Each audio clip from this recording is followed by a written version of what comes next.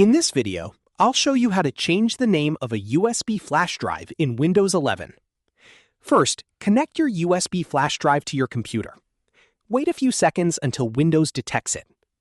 Now open File Explorer. You can click the File Explorer icon on the taskbar. When File Explorer opens, click This PC from the left panel. Under Devices and Drives, find your USB flash drive. It may have a name like SanDisk, Lexar, Kodak, or USB drive. Click on your USB flash drive to make sure you have selected the correct drive. Now, right-click the USB flash drive. From the menu, click Rename. The current name will become editable. Delete the existing name if you want to replace it. Type the new name you want for your USB flash drive. When you finish typing the new name, press Enter on your keyboard. Windows will immediately save the new name.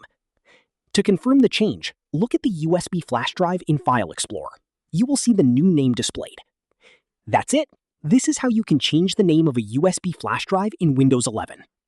If you found this video helpful, don't forget to like the video, subscribe to our channel, and press the bell icon for more tutorials from us. Thanks for watching.